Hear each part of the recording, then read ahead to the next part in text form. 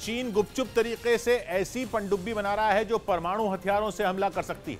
चीन ताइवान के मुद्दे पर अमेरिका से लोहा लेने के मूड में, वो समंदर में लगातार अपनी ताकत बढ़ा रहा है और माना जा रहा है कि परमाणु हथियारों से लैस पनडुब्बी बनाने के पीछे भी यही वजह है। ये दावा सैटेलाइट से ली गई उन तस्वीरों के आधार पर किया गया जिनमें चीन के शिपयार्ड में एक पनडुब्बी नजर आई। हालांकि ये पता नहीं चल पाया कि पनडुब्बी नई है या पुरानी वाली को अपग्रेड करके बनाई गई है। वैसे चीन के पास पहले से ऐसी पनडुब्बी है जिससे वो बैलिस्टिक मिसाइल दाग सकता है, लेकिन दावा किया गया कि सैटेलाइट से ली गई तस्वीर में जो सबमरीन दिखी वो परमाणु पनडुब्बी है जिससे क्रूज मिसाइल दागी जा सकती है। मतलब एक ऐसी मिसाइल जो न केवल परमाणु बम ले जा सकती है बल्कि टारगेट को खुद ही ढूंढ लेती है और उसे बर्बाद कर देती है। कहा जा रहा है कि चीन की इस पनडुब्बी की तस्वीर सोशल मीडिया पर वायरल हो चुकी है, जो सैटेलाइट से उस समय खींची गई थी जब वो कुछ दिनों के लिए बाहर आई थी। दावा किया गया कि चीन की इस परमाणु पनडुब्बी की तस्वीर 24 अप्रैल से 4 मई के बीच खींची गई थी।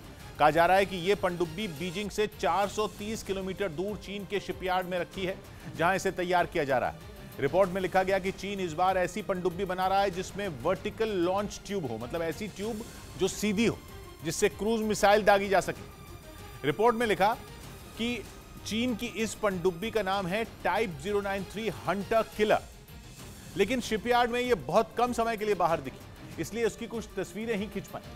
अमेरिकी खुफिया एजेंसी की एक रिपोर्ट में पहले भी इस तरह की पनडुब्बी का जिक्र किया गया था।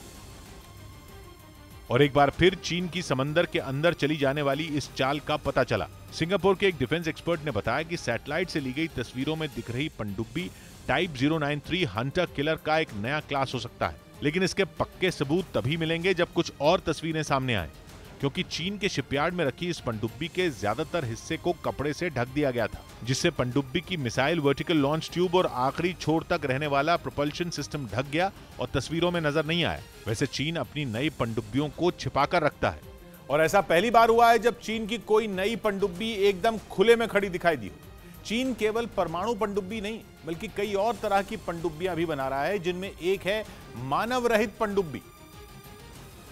मतलब ये कि समंदर के अंदर चीन की ऐसी पनडुब्बी होगी जिसे ऑपरेट करने के लिए इंसानों की जरूरत ही नहीं पड़ेगी। इस पनडुब्बी को रोबोटिक पनडुब्बी भी कहा जा रहा है। मतलब ये कि परमाणु और मानव रहित पनडुब्बी बनाकर चीन समंदर में और ताकतवर होने की तैयारी कर रहा है। मानव रहित पनडुब्बी बनाने का काम तो वो पिछले 30 साल से कर रहा है और इसके लिए फंड चीन की सेना दे रही है।